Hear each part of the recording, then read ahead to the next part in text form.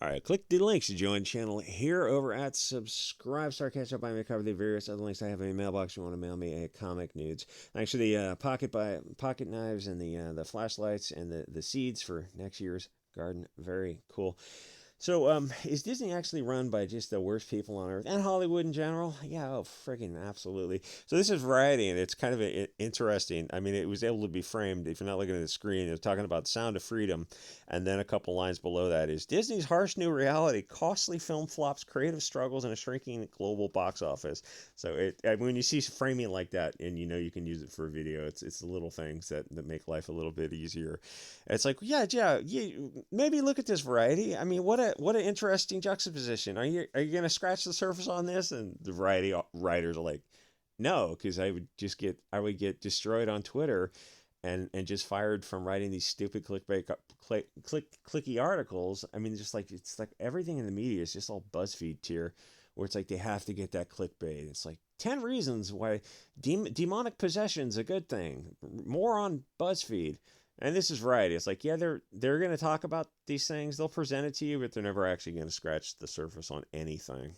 So there's a couple of these articles that came out. Bounty to Comics, Variety, and Wall Street Journal, and then a couple others are coming out talking about sort of soft peddling Disney's movie performance. Well, not from Variety and a Wall Street Journal, but there was another one that did it, and they just talked about grosses. It's absolutely friggin' bizarre, and it kind of makes you wonder, like, why exactly would a mainstream corporation run cover for Disney? And I guess you'd have to look at like what subsidiary companies are. It's like finding out that Amazon owns what's that movie review company? It's not Rotten Tomatoes. It's the other huge. And you think about that, and like, in the back of your mind, you're always thinking like, oh, it's some kind of movie review site. It's probably going to be, in the back of your mind, you're thinking people are operating in good faith and fair dealing because that's how you would operate. If you owned like a Rotten Tomatoes type of thing, you think like, oh, well, I mean, you wouldn't have conflicts of interest, and then you look at who owns it, like Amazon owns it, and you're like, how does that work? I mean, Amazon owns this review site, but they make movies. It's like, yeah, that's why they bought it. No, they're just the good faith and fair dealing. It's just like, no, sweet summer child. Obviously, I mean, these people are evil. Anyway, so the explanation of why these people, when they're not directly owning each other, like Disney, Disney's a big company. I think Apple's bigger, but they have they have their fingers in a lot of pies for a good reason. Because if you could control the people that give you the reviews, they're going to take stuff like Rings of Power, and you look at Rings of Power like, so 7 out of 10. It's a decent score, and then you watch Rings of Power yourself. You're like, this didn't get seven. Something's wrong here. Well, we had to throw out some of the low reviews because they were from trolls and haters.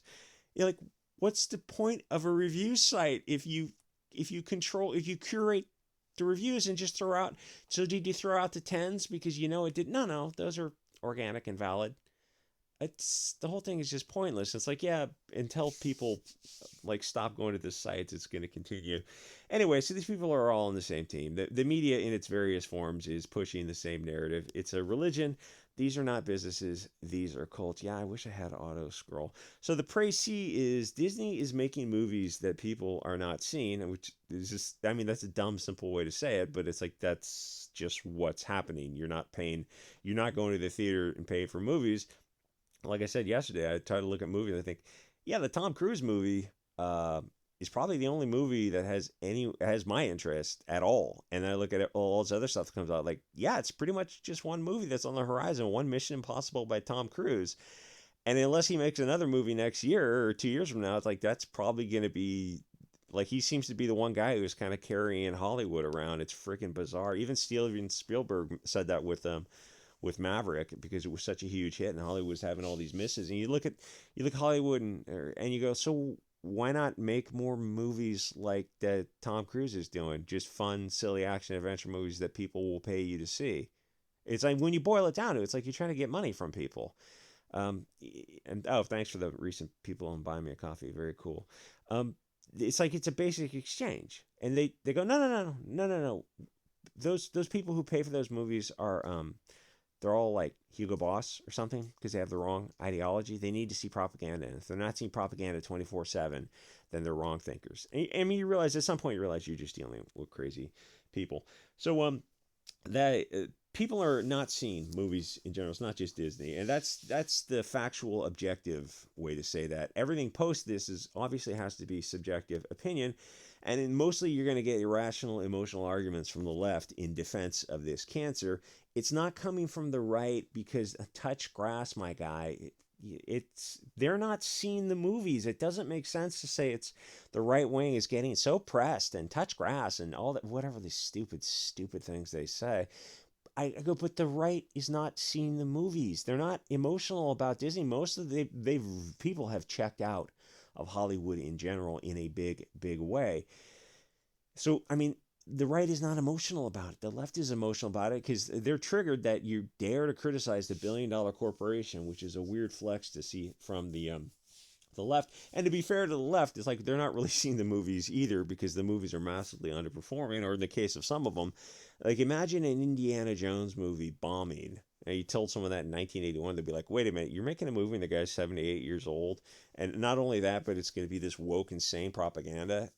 Yeah, that's crazy talk. If you told somebody 50 years ago they'd still be making indies, anyway. So the left is in this weird position of having to defend the movies because they're pushing obviously propaganda that the left approves of, but they mostly don't watch the films.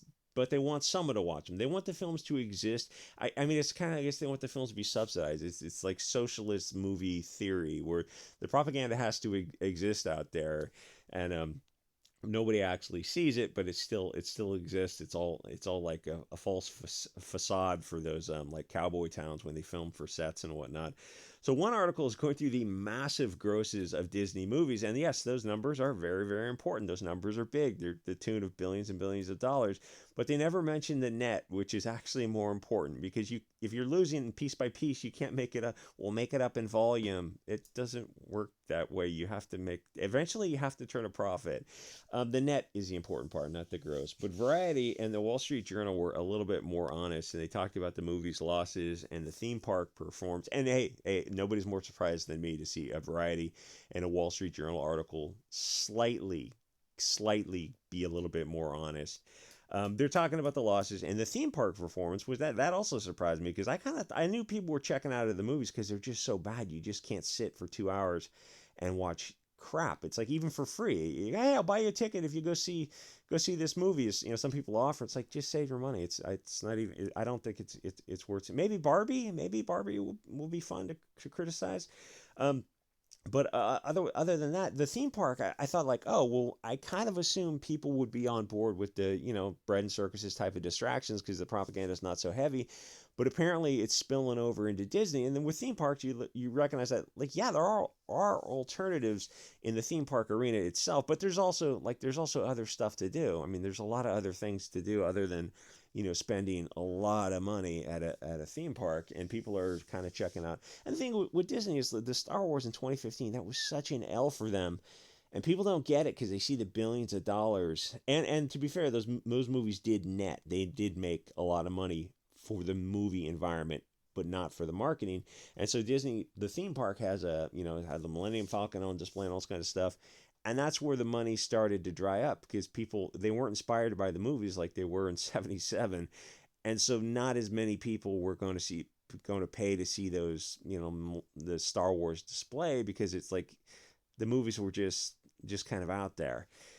Anyway, so the stock's taking a hit, the theme park's taking a hit, the movie's taking a hit, and the stream is taking a hit. It's like, yeah, eventually you run out of the shareholders' money. Yeah, eventually. So Variety is comparing Disney's recent endeavors to, and Gina Carano, like firing her. That was a little bit like all these little hits, all these little. You're losing public goodwill. You're losing the vibe. People are losing their heart on for Disney because you realize you're dealing with people who are really petty. The way they fired her was just so chicken ass. And so you lose a couple people there, and then every time a movie comes out with some BLT stuff in the background that you're not on board with, you lose a few more people, and you're not getting those people back. And it's like you've seen that example with Disney Plus. So they're comparing the 2019 where they had like 3 movies that hit over $1 billion, and it's shocking the change to current year.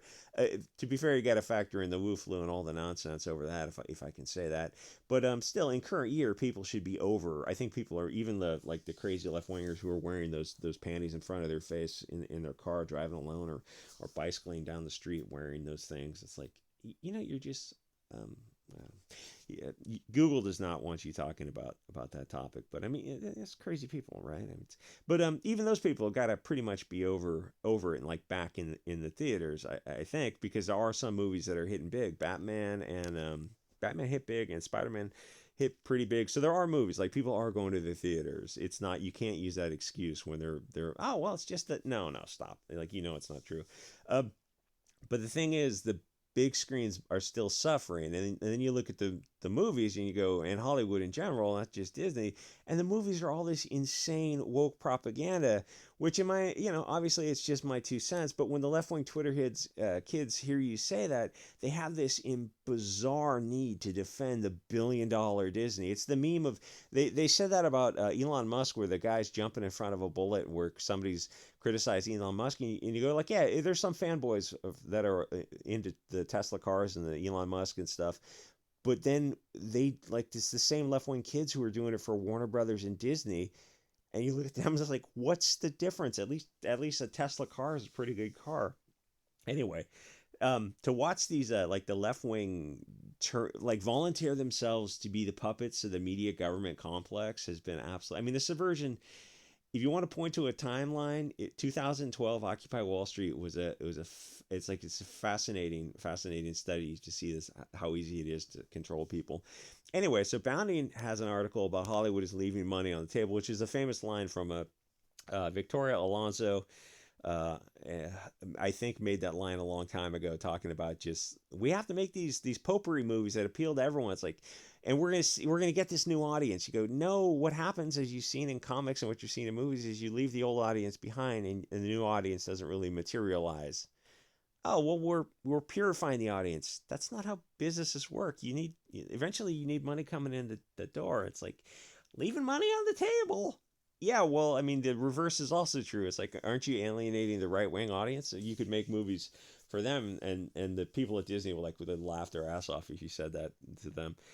So what Hollywood is doing now is making movies for a further and further left wing audience that doesn't seem to be materializing with a left wing themes. I mean, they don't make any movies just for the right wing, but they will do that for the left wing. Can we get a movie with just straight white Christians? No, absolutely not. Are you out of your friggin' mind? Okay, can we get a movie where the blonde people are the good guys and the pox are the bad guys? No, absolutely not. How about a Disney movie without the BLT stuff? The Chinese, the Middle East versions. Can we get that version? Why do we have to get the propaganda version? Because F you. That's why. Well, I mean, not us, because we don't pay for it, and it's not even worth sailing the high seas to go see it for free. So yeah, they're here rough to look at. Obviously, they're leaving money on the table, but like I said, it's not about the money; it's about the message. They are social engineering. This is the greatest psyop in human history, the greatest psyop since the last psyop. I mean, because the thing is, now they have access to technology. You couldn't do things like this before a mass method of dissemination of information. So it's like the opportunities for them to, I wake up and it's just another psyop. But the thing is, the white pill is that we have the tools. Also, we have the ability to communicate, even within the mainstream platforms, as long as you're careful. Um, so the thing is, they're bad people, and they have access to mass communication. Of course, they're going to use it for their evil machinations.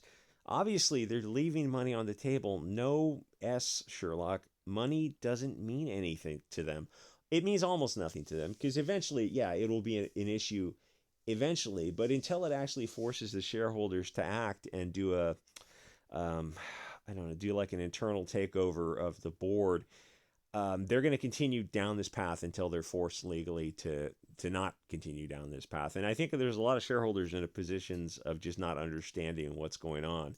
Even people who own, large, plurality shares, or just large, blocks of shares and stuff, because a lot of it's owned by mutual funds, and that involves, institutional investors, the BlackRock, State Street, Vanguard, those kind of things. And there's a couple articles on Fink out there. You can investigate those. He has a narrative to push, and he controls like trillions of dollars. And it's weird that there's not more articles on him, but there's a lot of weird things going on. A lot of weird things. Anyway, thanks to everyone over at Subscribe Star, Cash App, and the mailboxes. I was the excitement I get from these little pocket knives. Freaking bizarre. But I did get The Hobbit by with Chuck Dixon, not by Chuck Dixon, but with Chuck Dixon, and I think I'm gonna do a review on it. Like I know you've read The Hobbit, but it's the presentation of it and like why you could never get a Hobbit today, or that kind of story. Like just a simple, fun, classic story. You look at I look at the Hobbit, it's not the graphic novels, and you look at that and you realize like, oh, this is so precious because they just can't do stuff like this. Like if they had to do it, it's like the difference between ElfQuest and like a Lord of the Rings fantasy story where ElfQuest is propaganda. It's not organic because the message is in there about little diverse elves. It's like this is pretty heavy-handed. Where you have The Hobbit, you're like, this is organic. This is what it feels like where somebody's writing a story for his kids, and it's just like it's telling a story. And you look at a lot of that stuff, or I'm thinking about the Lord of the Rings movies from 2000. You realize you'll never get Lord of the Rings again, like movies like Lord of the Rings, the trilogy in 2000, ever in Hollywood, ever again. With like the best you can do is a Tom Cruise action adventure movie that it's going to be fun, but it's a piece of fluff. It's going to be fun fluff, but it's like the standards are so low now that it's like, is it going to be woke propaganda like Indiana Jones and the Dial of Destiny? No. Well, then it might be worth $15 in your position of, oh, I guess this will be the one movie I see a year because there's no other good movies that are worth sitting through, which is where you are now. Anyway, like, comment, subscribe, and I'll see you guys all next episode.